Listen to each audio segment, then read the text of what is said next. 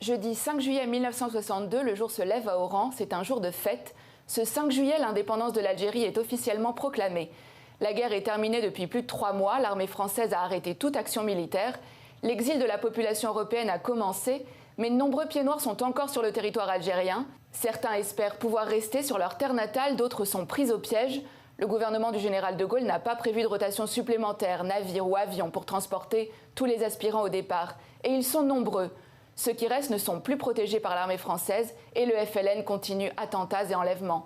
Les gens s'entassent dans les ports et les aéroports dans l'attente d'un départ. Paris ne réagit pas. Il est 8 heures à Oran, la ville commence à s'agiter en vue des festivités. On fête l'indépendance.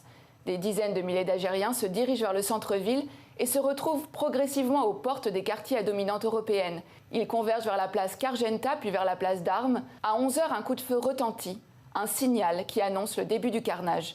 La foule est déjà surexcitée, elle hurle des cris de haine et se lance dans une chasse aux Européens. Épilogue de la guerre d'Algérie, son plus grand massacre, le massacre d'Oran.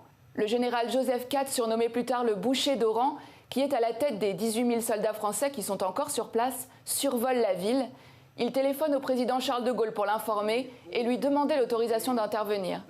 Quoi qu'il arrive, ne bougez pas, c'est l'ordre du général de Gaulle. Pendant les 6 heures que la tuerie va durer, les soldats ne bougent pas de leur caserne. Les premiers à mourir sont les Européens présents parmi la foule. Haches, couteaux, pistolets, pierres sortent des poches et des sacs. On tire, on lapide, on égorge. En quelques minutes, des dizaines de morts. Les cris des mourants sont couverts par ceux des assaillants. À une cinquantaine de mètres de la place d'Armes, les soldats français dans leur caserne respectent les instructions et n'interviennent pas. Dans toute la ville, on entend « mort aux Roumis »,« mort aux Youdi ». Des camions vont et viennent pour transporter les cadavres dans des charniers. Des hangars, des gymnases, des entrepôts commerciaux se transforment en lieux de détention. Des dizaines d'hommes et de femmes disparaissent, des hommes et des femmes dont on ne sait pas jusqu'à aujourd'hui ce qu'ils sont devenus. Au milieu du chaos, des Algériens musulmans vont sauver des vies, mais au total, entre 700 et 1200 sont assassinés ce 5 juillet 1962. Vers 17 heures, après une journée de massacres et d'agonie, les capitales internationales commencent à insister auprès de Paris pour savoir ce qu'il se passe à Oran. Les portes des casernes s'ouvrent enfin. En 1 heure, patrouilles armées et blindées rétablissent le calme dans la ville.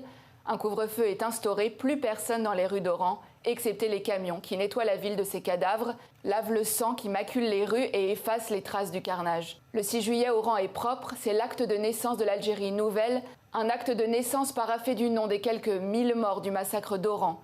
Une page blanche dans l'histoire de l'Algérie française, une histoire sans preuve et sans empreinte, sinon dans le souvenir de ceux qui l'ont vécu. Un souvenir de massacre qui s'ajoute à la douleur de l'exil des pieds noirs au lendemain de l'indépendance de l'Algérie.